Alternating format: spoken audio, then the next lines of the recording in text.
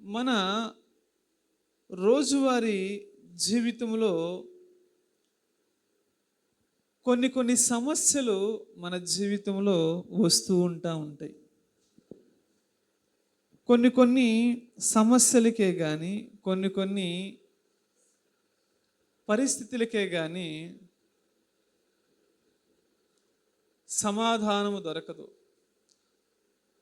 ప్రశ్నకి సమాధానము దొరికితే మనం కొంచెం ఈజీగా ఉంటుంది. అలాగే మన జీవితంలో వచ్చే కొన్ని ఇబ్బందులకి, అసాధ్యమైన పరిస్థితులకి మనము సమాధానం చెప్పలేకపోతే, వాటికి మనం ఎదుర్కోలేకపోతే మనం ఎంతో బాధపడుతూ ఉంటాం. లేకపోతే ఎందుకు నా జీవితం ఇట్లా అవుతుంది అని మనం అనుకుంటూ ఉంటాం. అవునా కాదా? హల్లెలూయా.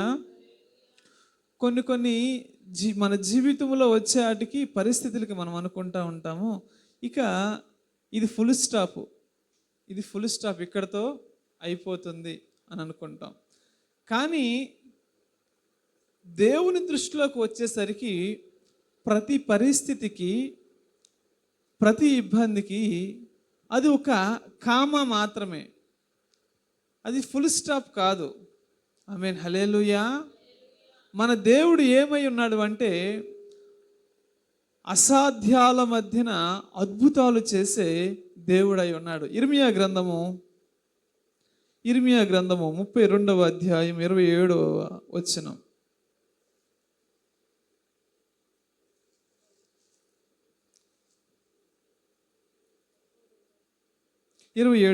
చదవండి. 32వ అధ్యాయము ఇర్మియా ప్రవచన గ్రంథము 32వ అధ్యాయము 27వ వచనం చదవండి. నేను యెహోవాను, సర్వ శరీరులకు దేవుడును, నాకు అసాధ్యమైనది ఏదైనా నుండునా. ఆమేన్, హల్లెలూయా. చాలండి. దేవుని వాక్యం చెప్తుంది, నేను సర్వశక్తి కలిగిన దేవుడిని, నాకు అసాధ్యమైనది ఏదైనా ఉన్నదా? దేవునికి అసాధ్యమైనది ఏదీ లేదు. అసాధ్యమైన వాటి విషయాలలో, అసాధ్యమైనది మనకు అసాధ్యం అనుకున్న చోటన దేవుడు ఏం చేస్తాడంటే అద్భుతాలు చేసే దేవుడై ఉన్నాడు. ఆమేన్, హల్లెలూయా, హల్లెలూయా. ఇలాంటి దేవుడు ఇంకా ఎక్కడ లేడు. ఇలా గొప్ప కార్యాలు ఎలా చేయగలడు? ఒక 3 విషయాల్లో నేను మీకు చెప్పి నా ప్రసంగాన్ని నా సమయానికి ముగించాలని ఆశపడుతూ ఉన్నాను. ఆమేన్, హల్లెలూయా, హల్లెలూయా. మనకి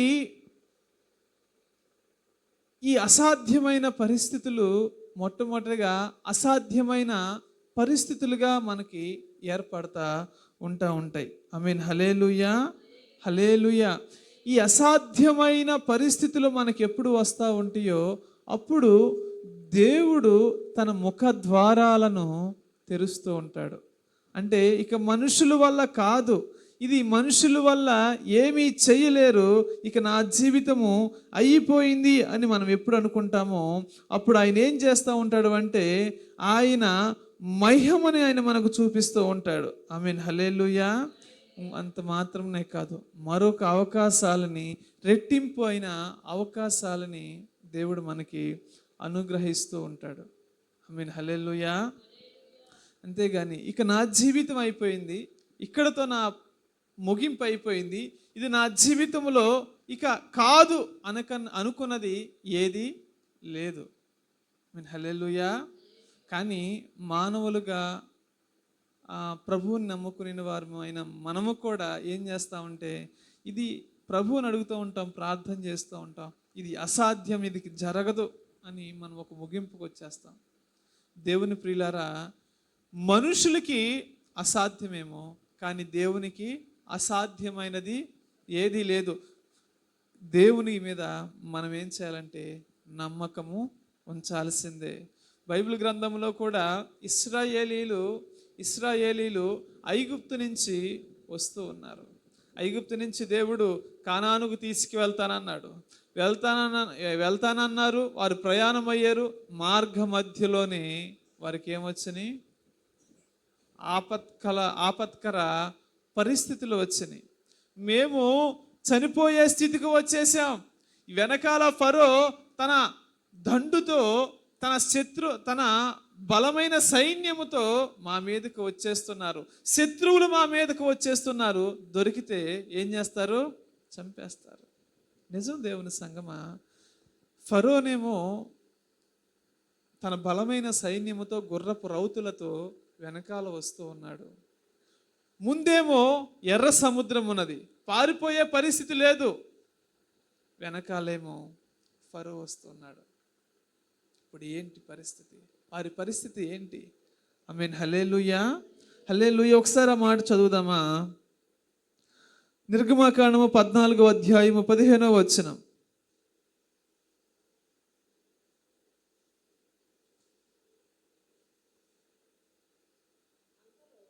ఆ 14వ అధ్యాయం 15వ వచనం. మోషేతో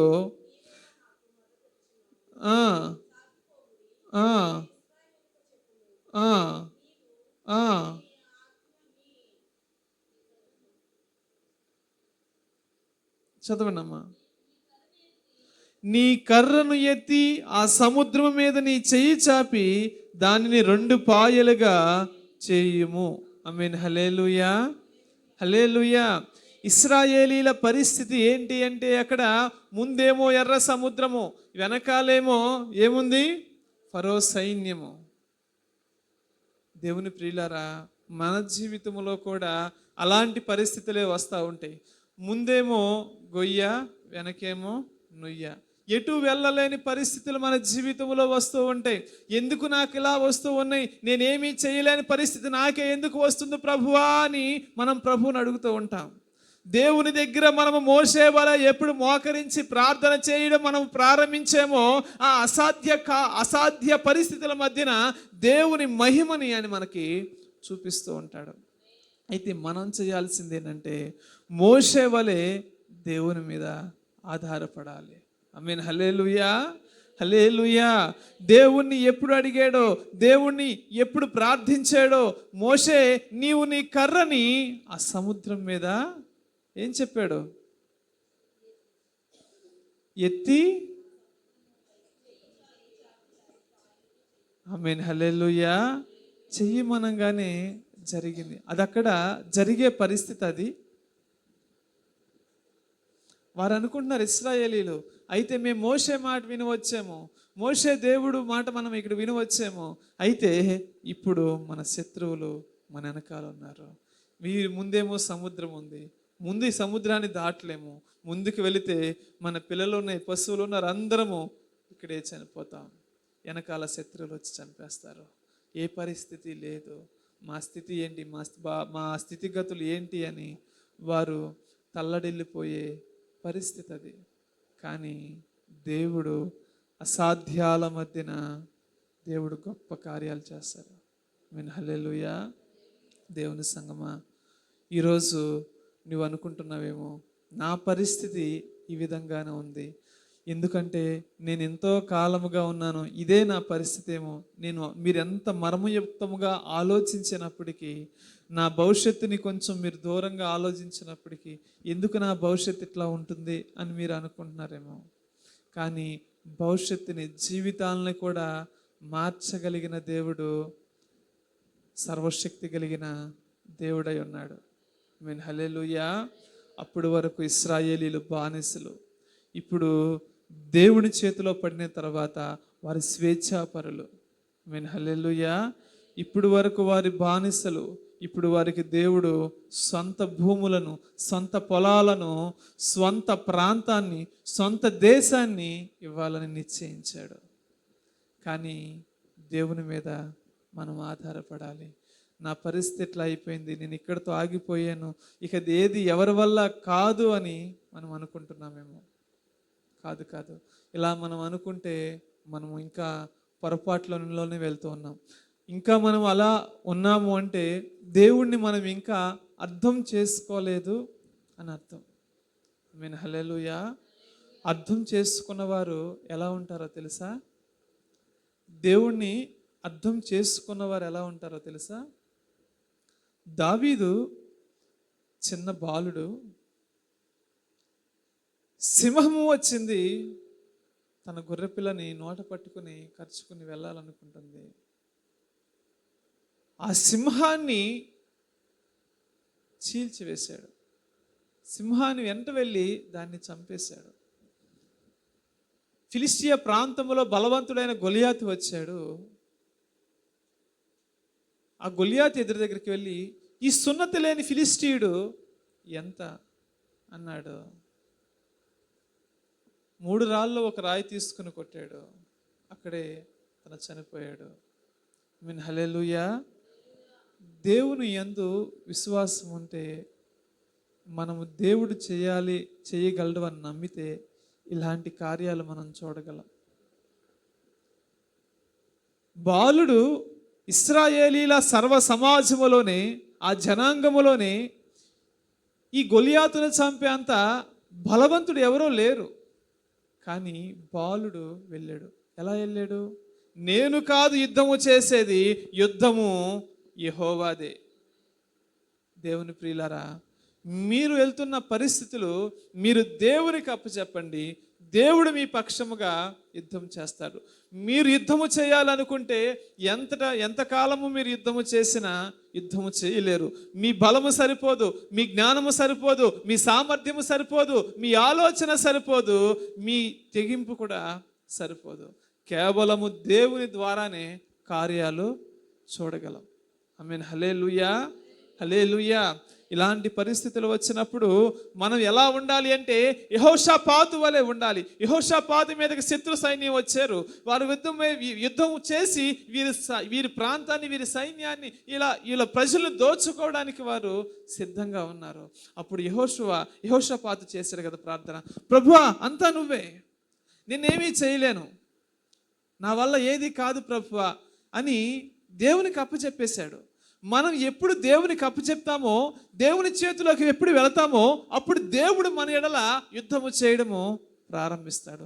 వీరందరూ ఏది గొప్పగా ఏమి సర్వసాధారణంగా వెళ్తున్నాను, కానీ మార్గ మధ్యంలోనే దేవుడే వీరి పక్షముగా యుద్ధము చేశాడు. ఆమేన్. హల్లెలూయా, హల్లెలూయా. దేవుని ప్రియులారా, మన స్థితిగతులు దేవునికి తెలుసు. మన పరిస్థితులను కూడా దేవుడు మార్చగలడు. దేవుని మీద మనం ఏం చేయాలి? మన ఇలాంటి సమస్యల్లో మనం ఏం చేయాలి చెప్పాలి? ఇలాంటి ఆపత్కరమైన పరిస్థితుల్లో దేవుని మీదే మనము అంతా నువ్వే ప్రభు అని యెహోషాపాతులాగా అప్పచెప్పుకోవాలి. మోషేలాగా దేవునికే ప్రార్థన చేయాలి. ఆమేన్. హల్లెలూయా, హల్లెలూయా.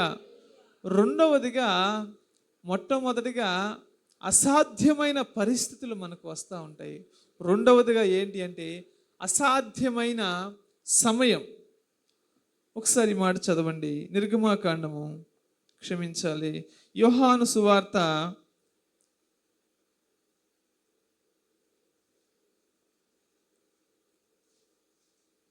11వ అధ్యాయము మొదటి నుంచి చదవండి.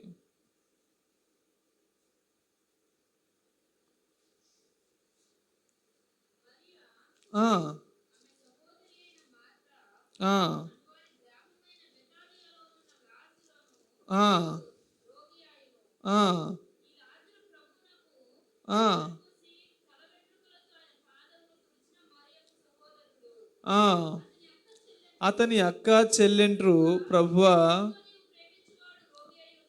ఆ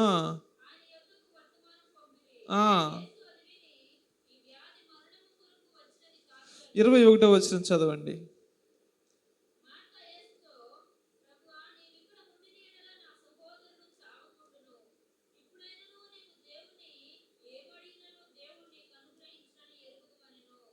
ఆ 25వ వచనం చదవండి.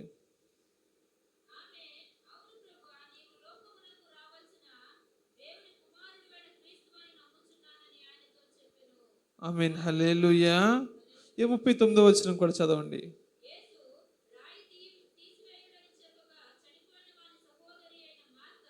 ఆ,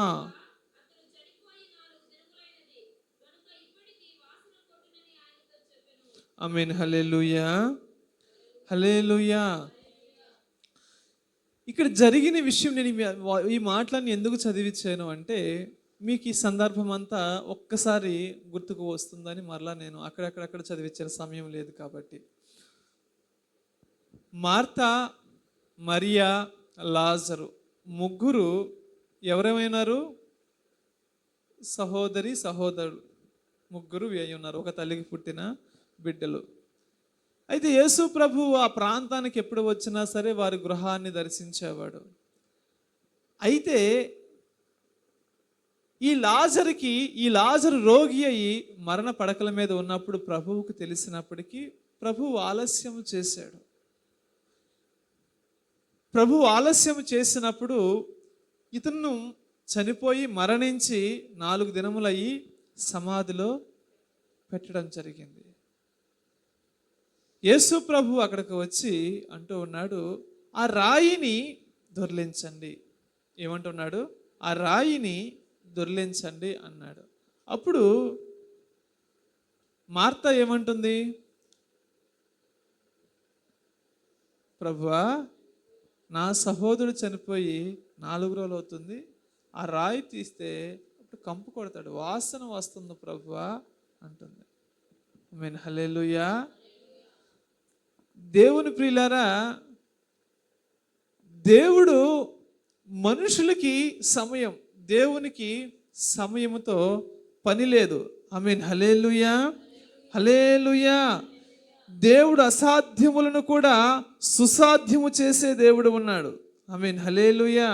నిజానికి ఆ సమయానికి లాజరు ఒక్క శరీరము కుళ్ళిపోయి వాసన కూడా వస్తూ ఉంటుంది. ఆవిడ చెప్పింది నిజమే, కానీ ఆమెలో ఏమి అక్కడ ఉంది? ఈయన దేవుని కుమారుడు, ఈయన దేవుని కుమారుడు, ఈయన యేసు దేవుడు మన కోసము పంపించిన మెస్సయ్య అని ఆమె గ్రహించలేకపోతూ ఉన్నది. ఆమేన్. హల్లెలూయా. దేవుని ప్రియులారా, ఈరోజు మన పరిస్థితులు స్థితిగతులు ఎలా అయినా ఉండని, కానీ దేవుడు ఒక్క క్షణములో మార్చేవాడు. ఒక క్షణములో మార్చేవాడా లేదా? ఖచ్చితంగా మార్చగలిగిన దేవుడై ఉన్నాడు. దేవుడు నా సమయం అయిపోయింది, సమయము దాటిపోయింది, ఇప్పటికే నా పరిస్థితి చెయ్యి దాటిపోయింది అని మనం అనుకుంటాం. కానీ ఆ సమయములు కాలములు ఎవరి ఆధీనములో ఉన్నవి? దేవుని ఆధీనములో ఉన్నవి. అయితే ఇప్పుడు మనం ఏం చేయాలి?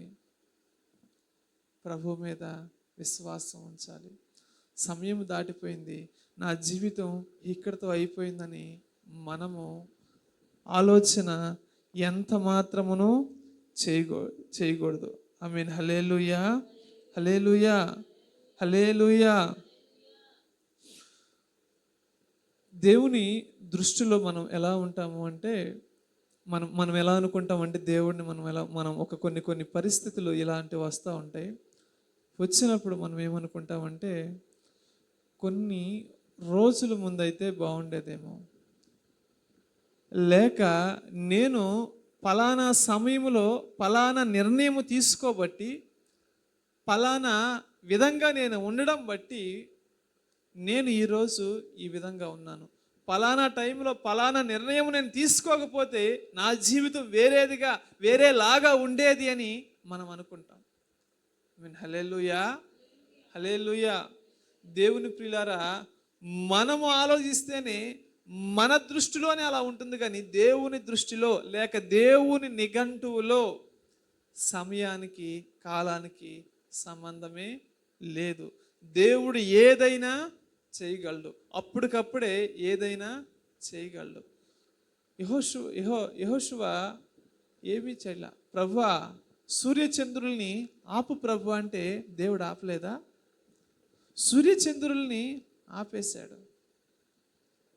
హిజ్కియా మరణాన్ని 15 సంవత్సరాలు పొడిగించాడు. హన్నా గర్భాన్ని, మూయబడిన గర్భాన్ని దేవుడు తెరిచాడు. దేవుడికి అసాధ్యమైనది ఏదన్నా ఉందంటారా? దేవునికి అసాధ్యమైనది ఏదీ లేదు. కానీ మనం అనుకుంటూ ఉంటాం, సమయం అయిపోయిందిలే, కాలము దాటిపోయింది అనుకుంటాం. నిజానికి మనం మానవ దృష్టితో మనము చూస్తే ఎలా ఉంటుందంటే, శారా చూసినట్లు మనం చూడగలం. శారా అనుకుంటుంది, దేవుడు వచ్చి అంటూ ఉన్నాడు, అబ్రహామా, నీకు మరలా తిరిగి వచ్చే సంవత్సరంలో నీకు ఒక కుమారుడిని నేను నీకు అనుగ్రహిస్తానంటూ ఉంటాడు. ఇటు పక్కన శారాయి ఈ యువతలేవరు గోడ అంటుంది చూస్తూ ఉంది. చూసి విని నవ్వుకుంటుంది, తనలో తాను నవ్వుకుంటుంది. ఏంటి, ఎందుకని నవ్వుతుంది? అప్పటికి ఆవిడకి 90 వచ్చేసినాయి, 90 సంవత్సరాలు చిల్లర వచ్చేసినాయి. ఈ వృద్ధాప్యంలో నాకు కుమారులు పుడతారా అని నవ్వుతుంది ఆమె. అంటే ఒక విధంగా తనలో ఒక అల్ప విశ్వాసం ఉంది. ఎలా పుడతారు, వృద్ధాప్యంలో ఎవరన్నా పిల్లల్ని కంటారా అని ఒక ఆలోచన. హల్లెలూయా. కానీ దేవుడు ఆ వృద్ధాప్యంలోనే దేవుడు కుమారుణ్ణి అనుగ్రహించాడు. ఆ కుమారుల్లో నుంచే, ఇస్సాకులో నుంచే యాకోబు వచ్చాడు.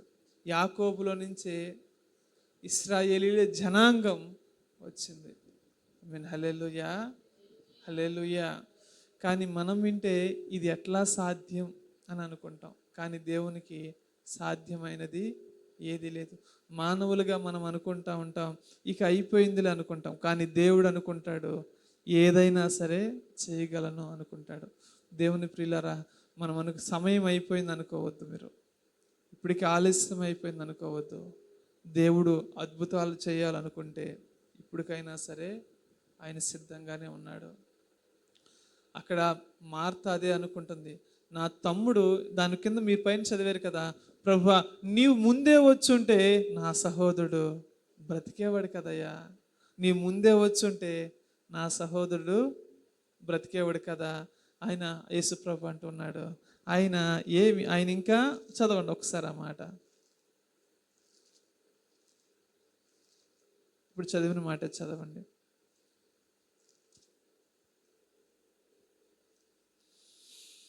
ఇరవై 21వ వచనం, 11వ అధ్యాయం 21వ వచనం.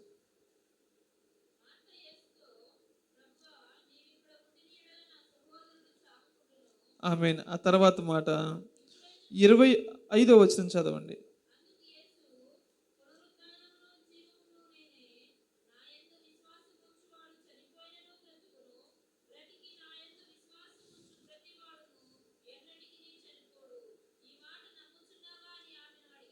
ఆమేన్. హల్లెలూయా, హల్లెలూయా. ఆమె అంటూ ఉంటుంది, అవును ప్రభువా, నా సహోదరుడు ఎప్పుడు పునరుద్ధానములో మరలా తిరిగి లెగుస్తాడు అంటున్నాడు. ఆమేన్. హల్లెలూయా. కానీ యేసు ప్రభు చనిపోయి 4 సంవత్సరాలై కంపు కొడుతూ ఉన్న ఆ శరీరానికి మరలా జీవాన్ని దేవుడు అనుగ్రహించగలిగాడు. ప్రాణాన్ని తనలో తను ఇవ్వగలిగాడు. ఆ శరీరంలోకి మరలా ఆత్మని ఇవ్వగలిగాడు. దేవుని ప్రియులారా, సమయం అయిపోయింది నిజానికి అని ఆమె అనుకుంటుంది, మార్త అనుకుంటుంది. కానీ దేవుని లిస్టులో ఏం లేదు, సమయము కాలాలతో లేదు. దేవుడు ఏదైనా సరే చేయగలిగిన దేవుడై ఉన్నాడు. దేవుని ప్రియులారా, నేను మరొకసారి చెప్తున్నాను, నా జీవితంతో ఇక్కడితో ఎండ్ కార్డ్ అయిపోయింది. నేను ఏదో కోల్పోయాను, ఆ కాలంలో నేను కోల్పోయాను, లేకపోతే ఆ సమయంలో నేను నిర్ణయాలు తీసుకోవాల్సిందని మీరు ఎప్పుడు కృంగిపోవద్దు. దేవుడు ఆ పరిస్థితుల్ని, ఆ సమయాల్ని కూడా మార్చగలిగిన దేవుడై ఉన్నాడు. ఆమేన్. హల్లెలూయా, హల్లెలూయా, హల్లెలూయా. అయితే మానవులుగా మనం చేయవలసింది, ఆ తప్పొప్పులు లేకపోతే పొరపాట్లు అయినా సరే జరిగి ఉండవచ్చు. కానీ మనము మానవులుగా చేయవలసింది ఏంటంటే, ఇప్పుడు మనము దేవునికి అప్పచెప్పాలి. ప్రభువా ఈ సమయమున మరలా నేను నీ దగ్గరికి వస్తున్నాను, నీకు ఏదైనా సరే అసాధ్యమైనది ఏదీ లేదు, ఈ సమయాన్ని మరలా నువ్వు ఈ విధంగా మార్చు ప్రభువా అని దేవునికి అప్పచెప్తే దేవుడు ఖచ్చితంగా మార్చగలడు. ఆమేన్. హల్లెలూయా, హల్లెలూయా. దేవునికి అసాధ్యమైనది ఏది లేదు. దాన్ని మనం ఎప్పుడు గుర్తించుకోవాలి. దేవుడు అసాధ్యమైన పరిస్థితులను కూడా దేవుడు మార్చగలడు.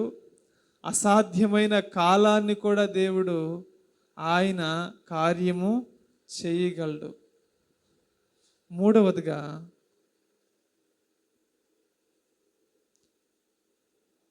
హల్లెలూయా, రెండవ రాజులు 4వ అధ్యాయము 1వ వచనం చదవండి.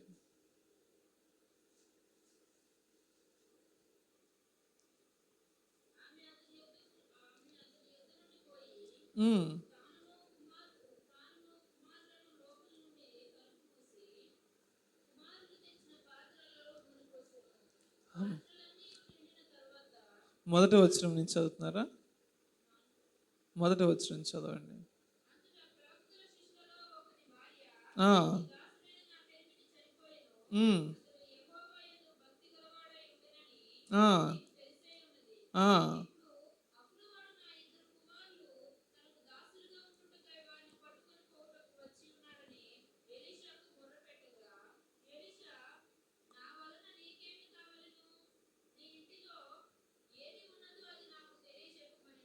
ఆమేన్. హల్లెలూయా, హల్లెలూయా.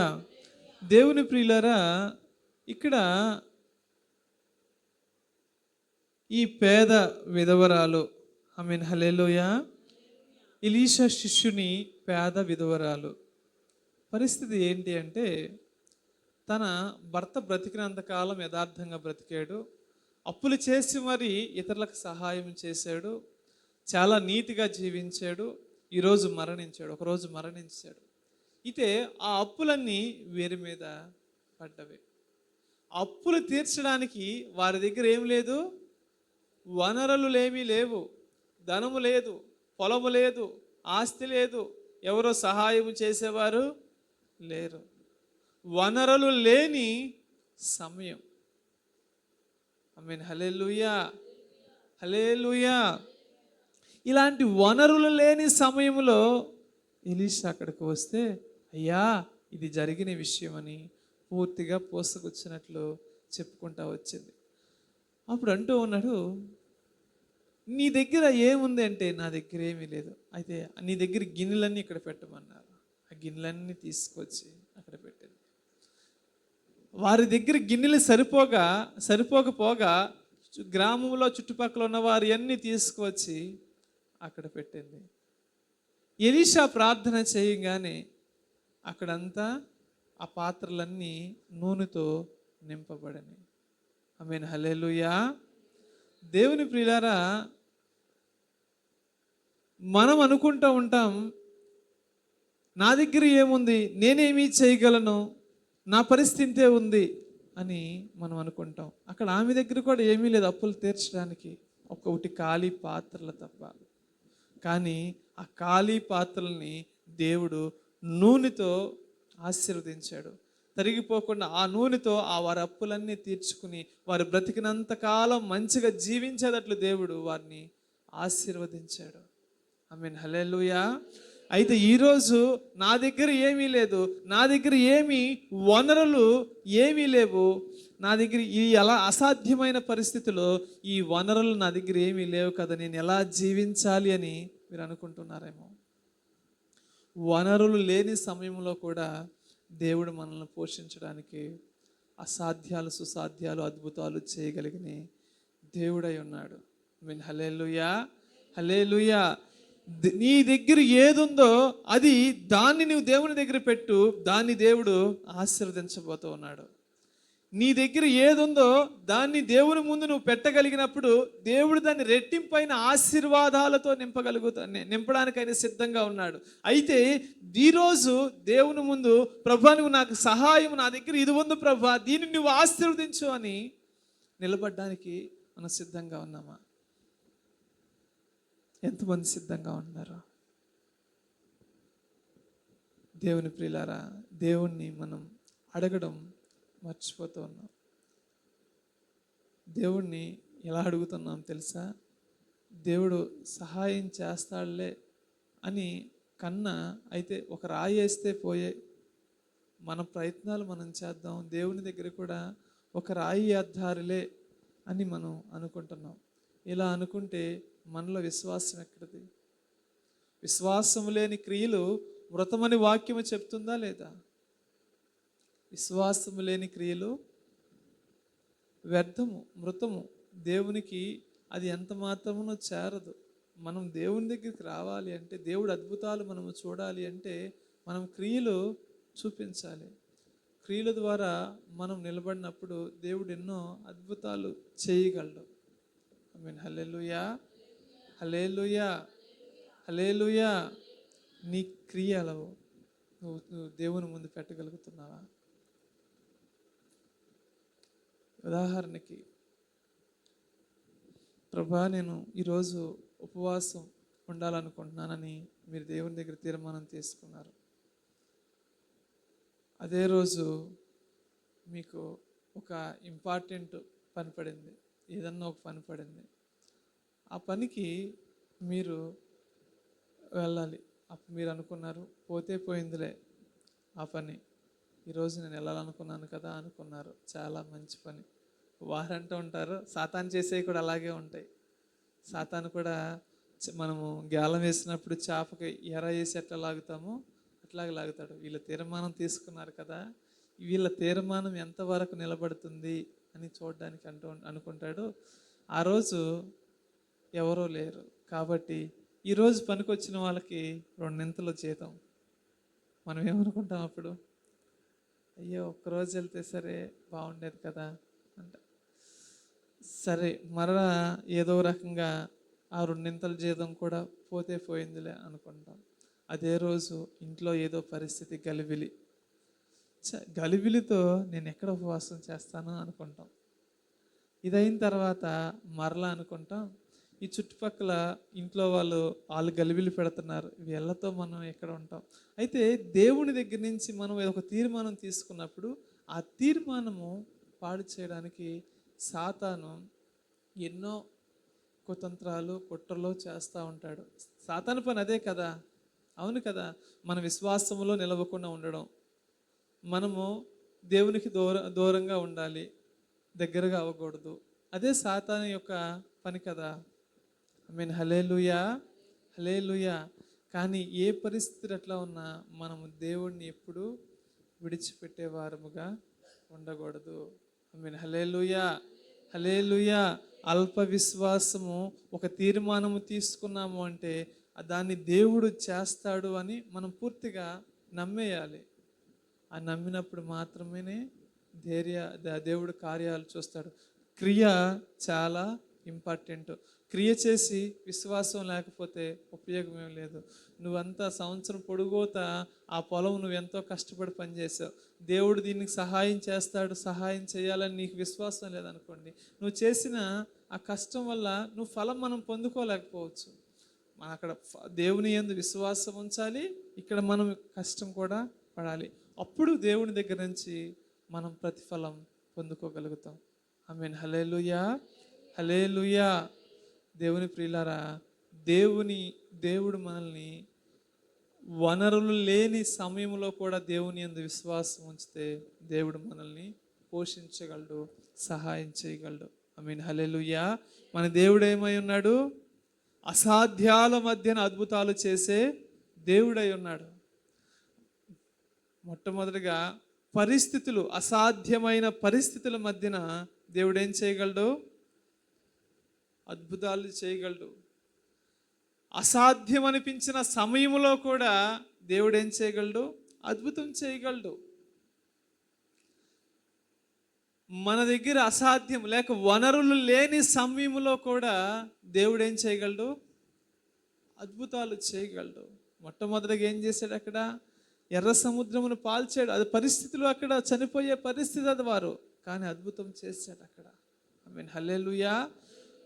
అక్కడ లాజరు చనిపోయినప్పుడు సమయం లేదు, చనిపోయి 4 సంవత్సరాలు అవుతుంది, 4 రోజులు అవుతుంది అక్కడ. కానీ దేవుడు ఏం చేశాడు?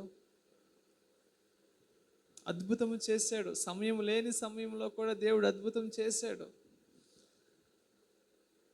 ఇక్కడ అప్పుల్లో కూరుకుపోయి ఉంది ఎవరు? శిష్యుని యొక్క పేద విధవరాలు. దేవుడు అద్భుతం చేయగలిగాడు.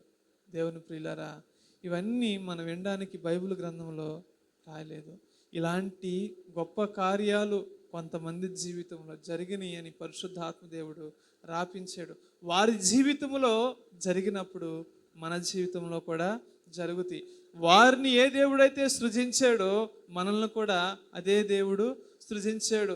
వారిని అదే విధంగా పోషించాడో దేవుడు మనల్ని కూడా అదే విధంగా పోషించాడు. అయితే వారిలోనూ మనలోనూ తేడా ఏంటి అంటే విశ్వాసమే తేడా అయినది. దేవుని మీద ఆధారపడడమే తేడా అయి ఉన్నది. ఈరోజు మనం కూడా గొప్ప గొప్ప పుస్తకాల్లో లిఖింపబడలేకపోవచ్చు. కానీ ఈ రోజు నుంచి దేవుని యందు మన విశ్వాసం ఉంచి దేవుడి అద్భుతాల కోసము, దేవుని దగ్గర కార్యాలు చూడడం కోసం మనం ఎదురు చూడడం ప్రారంభిస్తే మనము కనీసము మన పిల్లల దగ్గర, మన తర్వాతి తరముల దగ్గర అయినా సరే, సంఘము దగ్గర అయినా సరే ఒక గొప్ప సాక్షిగా నిలబెట్టుకుంటాడు. ఆమేన్. హల్లెలూయా, హల్లెలూయా. గొప్ప దేవుడిని ఆరాధిస్తున్న మనము గొప్ప కార్యాలు చూడడానికి సిద్ధంగా ఉండాలి. దేవుని ప్రియులారా, నేను మరొకసారి చెప్తూ ఉన్నాను, దేవుడు నా పరిస్థితి అయిపోయిందని మీరు అనుకోవద్దు, నా జీవితం ఎట్లా అయిపోయిందని అనుకోవద్దు. దేవుడు అద్భుతాలు చేయడానికి సిద్ధంగా ఉన్నాడు. అయితే మీరు అద్భుతాలు చూడడానికి నిరీక్షణ కలిగిన వారై ఉండాలి.